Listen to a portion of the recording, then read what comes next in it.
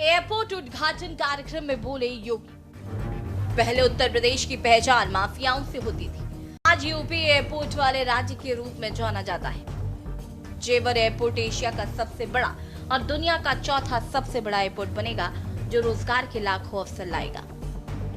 गन्ना और गन की राजनीति करने वालों को विकास की ये चमक जवाब दे रही है। अब नोएडा और जेवर सिर्फ शहर नहीं, ग्लोबल बिजनेस सेंटर बन चुके हैं। कागजों से जमीन पर उतारने में योगी का बड़ा योगदान। जेवर की धरती पर पैर रखने की जगह नहीं थी, चारों तरफ केसरिया साफा और विकास की उम्मीदें। जैसे ही मुख्यमंत्री योगी आदित्यनाथ मंच पर पहुंचे, पूरा पंडाल नारों से गूंज उठा। जनता का यह बता रहा था कि जेवर एयरपोर्ट सिर्फ एक प्रोजेक्ट नहीं, बल्कि क्षेत्र के लाखों युवा सपनों की नई उड़ान। आपको बता दें कि जेवर इंटरनेशनल एयरपोर्ट को कागजों से पर उतारने और इसे सबसे बड़े प्रोजेक्ट में तब्दील करने का पूरा श्रेय मुख्यमंत्री योगी आदित्यनाथ फाइलों में अपनी प्राथमिकता से टॉप पर रखा। Smart and airport, aviation fuel form, in flight kitchen facility,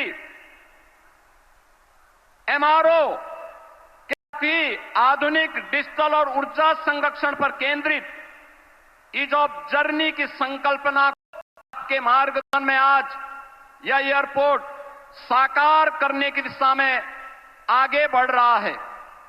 dedicated multi modal cargo होने से अब उत्तर प्रदेश लैंडलॉक्ड की लिमिटेशन से बाहर निकलकर एक लैंडमार्क ग्रोथ के साथ ग्लोबल मार्केट तक अपनी पहुंच को आसान बनाने में सफल होगा। उत्तर प्रदेश के अंदर जो पोटेंशियल था, उस पोटेंशियल को आज इस नोएडा इंटरनेशनल एयरपोर्ट और इसके साथ जुड़ रही ये तमाम प्रकार की सुविधाएं एक नई ऊंचाई तक पहुंचाने में निर्णायक भूमिका का निर्वहन करेगा। मान्यवर, आपने हमेशा से हम सबको एक मार्गदर्शन दिया है कि जो भी करना है, बड़ा करना है, बड़ा सोचना है और बड़ा बनने की दिशा में उसे अग्रसर करना है। ये इंटरनेशनल एयरपोर्ट जिसके निर्माण की दिशा में ज्यूरिक इंटरनेशनल एयरपोर्ट ने अपनी भूमिका का निर्वहन किया। मुख्यमंत्री योगी आदित्यनाथ ने कहा कि इस एयरपोर्ट की ताकत को समझिए। ये न केवल दिल्ली के आईजीआई एयरपोर्ट का भार कम करेगा, बल्कि लॉजिस्टिक हब होने के कारण कृषि उत्पादों को सीधे अंतर्राष्ट्रीय बाजार तक पहुंचाएगा। मुख्यमंत्री ने साफ कहा कि आने वाले समय में यूपी देश की इकोनॉमी का इंजन बनेगा।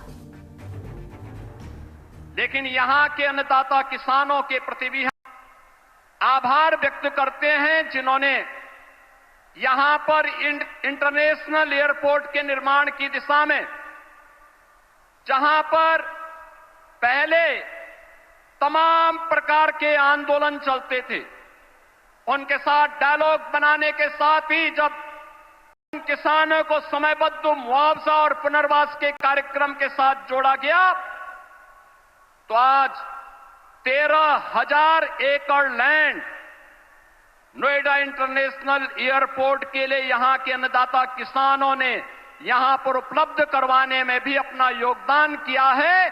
और इसके लिए मैं यहां के अन्नदाता किसानों को विशेष रूप से हृदय से धन्यवाद दूंगा कि जिन्होंने इस पूरी प्रक्रिया में अपना सकारात्मक योगदान दिया और यहां के जनप्रतिनिधियों के साथ मिलकर के विकास के इस कार्यक्रम को आगे बढ़ाया है।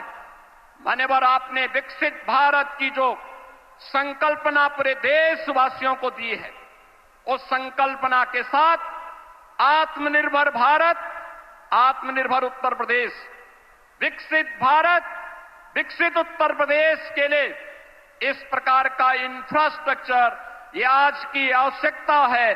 और उस आवश्यकता के अनुरूप वह बड़ा करने के लिए अभी इसमें एक रनवे प्रारंभ हो रहा है। प्रोजेक्ट में फूंक दी जान।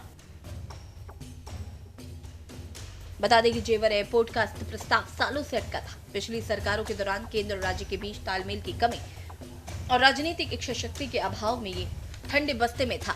2017 में सत्ता संभालते ही योगी आदित्यनाथ ने इसे मिशन मोड पर लिया और केंद्र सरकार के साथ मिलकर सभी क्लियरेंस रिकॉर्ड समय से पूरे कराए। उन्होंने ज्यूरिख एयरपोर्ट इंटरनेशनल एजी जैसी वैश्विक कंपनी को टेंडर प्रक्रिया के जरिए जोड़कर अंतर्राष्ट्रीय गुणवत्ता सुनिश्चित की। वहीं कोरोना काल की चुनौतियों के बावजूद निर्माण कार्य को रुकने नहीं दिया। वे खुद समय समय पर जेवर का दौरा कर ग्राउंड जीरो पर समीक्षा करते रहे। मुख्यमंत्री योगी आदित्यनाथ ने जेवर के मंच से ये साफ संदेश दिया है कि 2027 के लक्ष्य और विकसित भारत के संकल्प में उत्तर प्रदेश की भूमिका सबसे बड़ी होने वाली है। ये एयरपोर्ट सिर्फ ईंट पत्थर की इमारत नहीं, बल्कि सीएम योगी के उस न्यू उत्तर प्रदेश का जीता जागता सबूत है जो अब ग्लोबल मैप पर चमकने को तैयार है। स्पेशल डेस्क, की न्यूज़ इंडिया।